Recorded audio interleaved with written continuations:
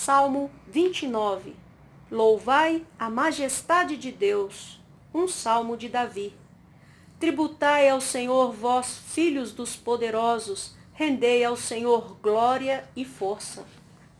Tributai ao Senhor a glória devida ao seu nome. Adorai ao Senhor por causa do esplendor da sua santidade. A voz do Senhor ressoa sobre o bramido das águas.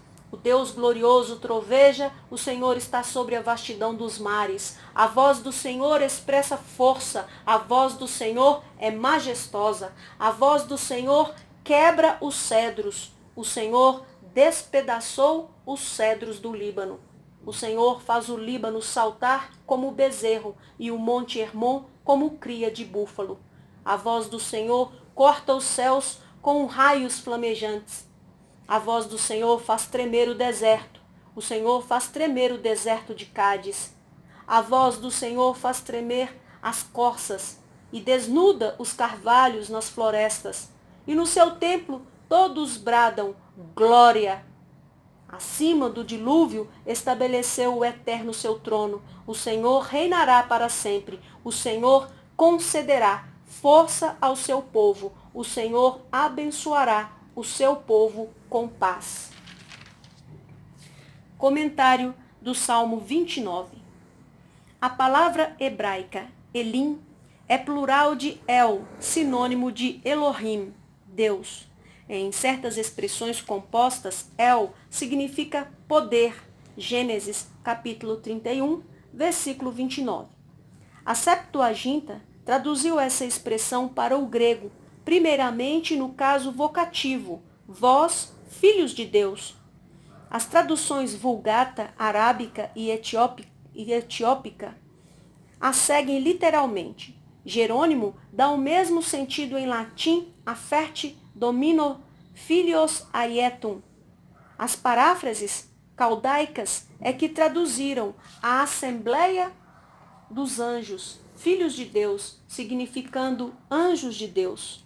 Entretanto, neste texto de Davi, não se trata de anjos, como ocorre no Salmo 8, versículos 5 e 6, mas sim de os poderosos da terra. Assim, a melhor tradução para essa expressão é vós, filhos dos poderosos.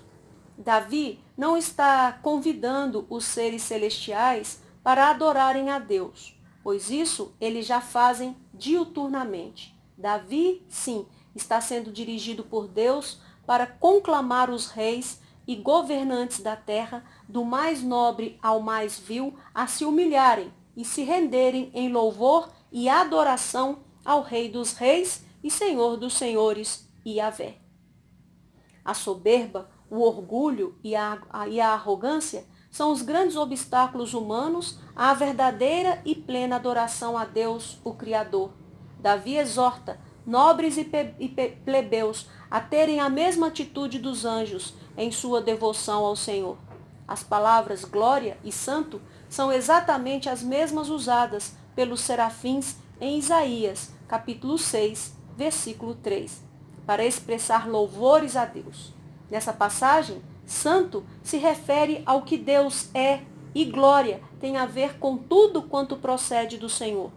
Sua glória como Criador, o Eterno, enche toda a terra, como cantam os serafins, enquanto a glória do seu nome é a revelação explícita de quem ele é, que é oferecida a seus servos por meio de suas palavras e grandes feitos. A expressão hebraica, na beleza da sua santidade, derivada da expressão honrar ou magnificar, é a forma mais literal e tecnicamente correta de dar eloquência à santidade de Deus. Davi nos apresenta a mais dramática imagem do poder e da majestade de Yahvé, nosso Deus, soberano juiz.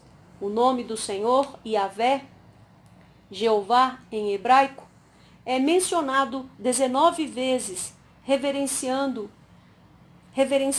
em glória e poder sobre todos os elementos da terra, a natureza e a humanidade.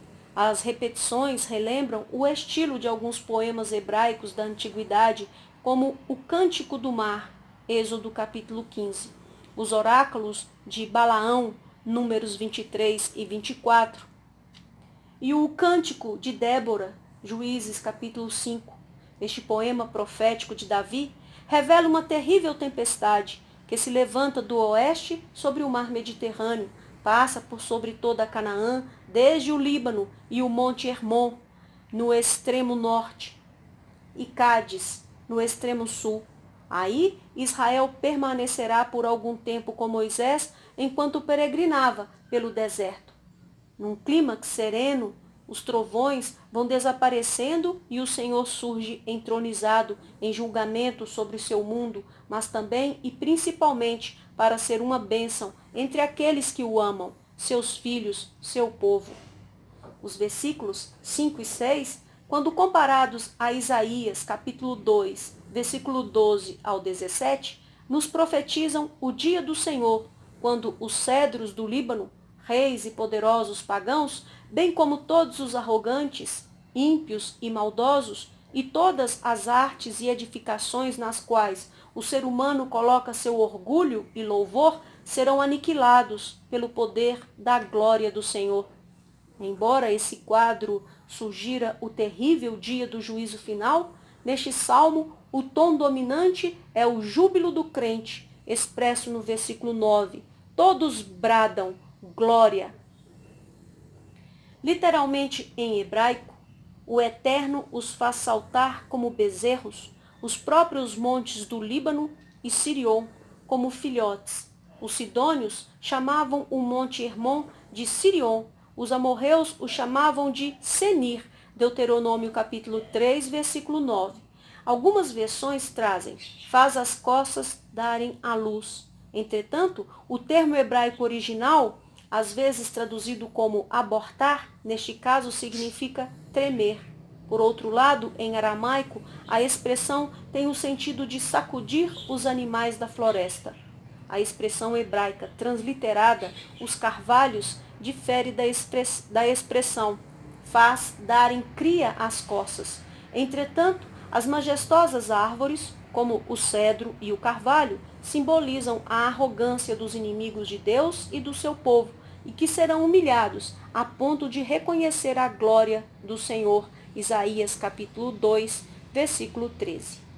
Por isso, a expressão todos bradam foi transliterada do original hebraico como tudo grita, enfatizando que tudo pertence a Deus. Portanto, Deus requer um brado de glória, não apenas no santuário material, mas principalmente dos templos vivos. 1 Coríntios, capítulo 3, versículo 16 e 17. A palavra hebraica, traduzida por dilúvio, só aparece nos originais de Gênesis, capítulo 6 a 11. Davi escolheu a expressão mais significativa para mostrar ao mundo de sua época e a todas as gerações futuras, que primeiro, que o poder e a majestade do Senhor são sobre todas as potestades. Segundo, o universo e tudo o que há pertencem ao Senhor. Terceiro, os ímpios, arrogantes e toda a glória humana serão aniquilados. Quarto, assim como Deus primeiro julgou o mundo por meio do dilúvio, mediante o fogo virá o juízo final, segundo Pedro, capítulo 3, versículo 3 ao 10. E quinto, os salvos e fiéis devem bradar glória, pois seremos abençoados com a paz do Senhor para sempre.